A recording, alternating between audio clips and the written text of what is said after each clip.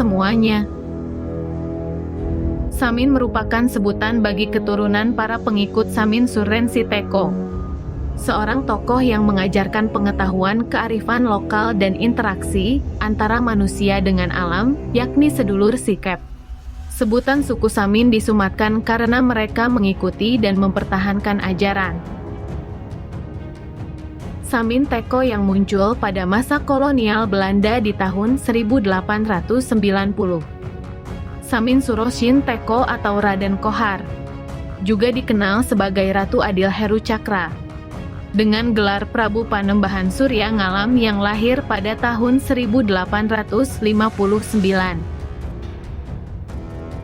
Di Desa Ploso Kediran, Kecamatan Randu Blatung, Kabupaten Blora, bernama Surowijoyo yang juga dikenal sebagai Samin Sepuh.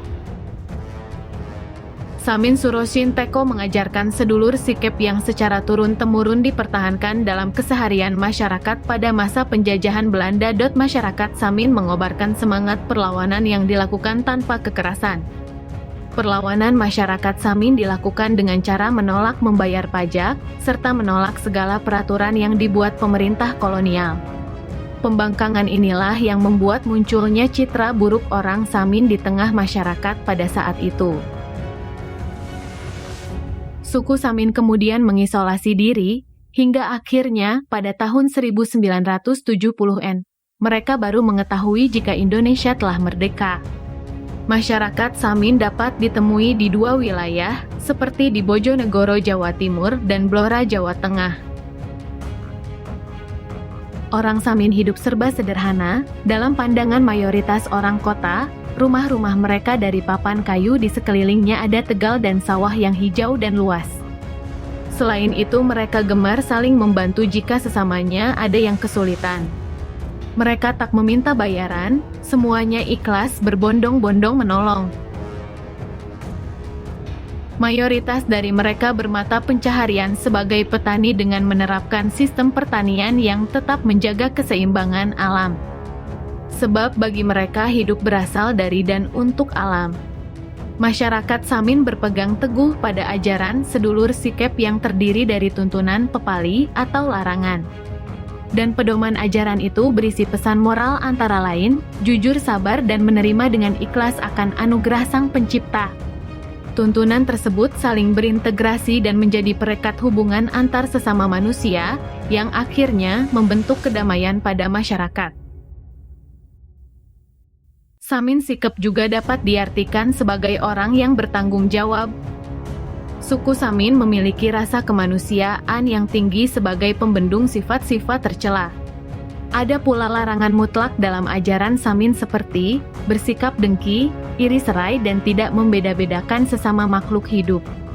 Larangan inilah yang membuat masyarakat Samin terhindar dari segala bentuk kejahatan, sehingga tingkat kriminalitas sangat minim di daerahnya. Selebihnya, untuk mempertahankan konsistensi norma hidup yang arif, masyarakat Samin berpegang teguh pada 3 pedoman.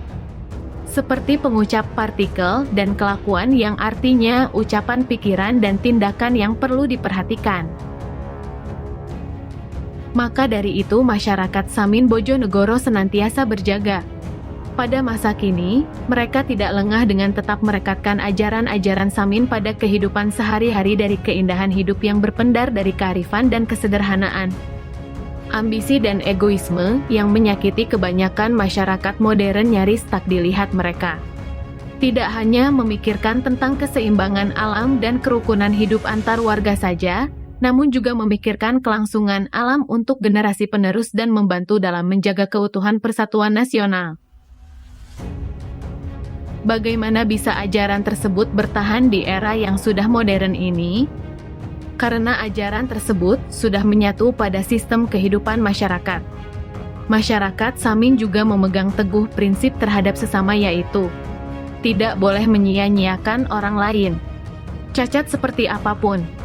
Asal manusia adalah saudara jika mau dijadikan saudara.